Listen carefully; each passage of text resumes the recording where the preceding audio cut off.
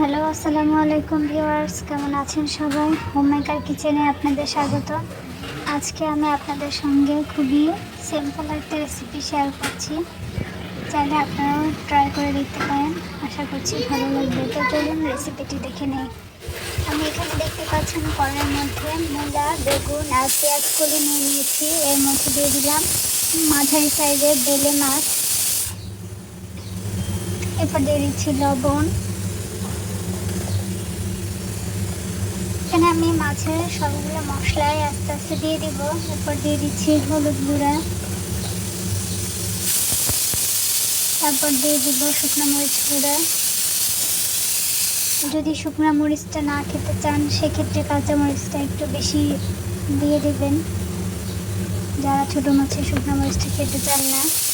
তো এখানে দিয়ে দিলাম আমি জিরা আর ধনে গুঁড়া, আর দিয়ে দিচ্ছি কাঁচা মরিচ। এরপর দিয়ে দিব পরিমাণ মতো পেঁয়াজ।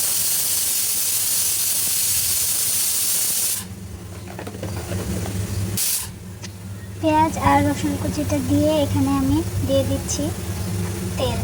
এখন এটাকে খুব ভালো করে হাতে মেখে নেব। মরিচগুলো একটু চটকে মেখে নিলে কাঁচা মরিচের যে ফ্লেভার বা ঝাল দুটোই পাওয়া যাবে। তো মরিচগুলো একটু চটকে মেখে নেবেন।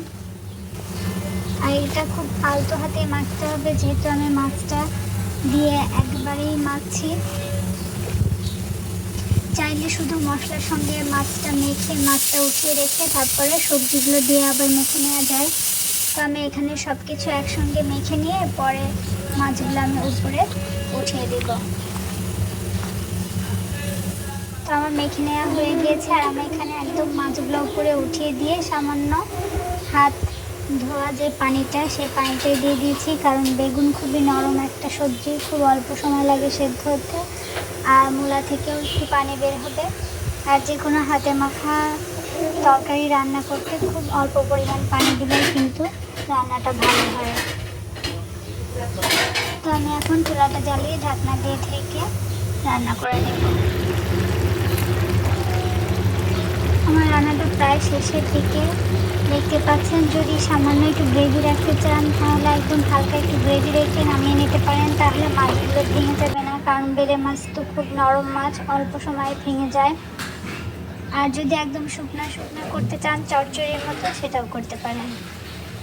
তো আমার আজকের এই রেগুলার রান্নার একটা রেসিপি আপনাদের সঙ্গে শেয়ার করলাম। কেমন লেগেছে অবশ্যই সবাই কমেন্টস করে জানাবেন। আসসালামু আলাইকুম, আল্লাহ হাফেজ।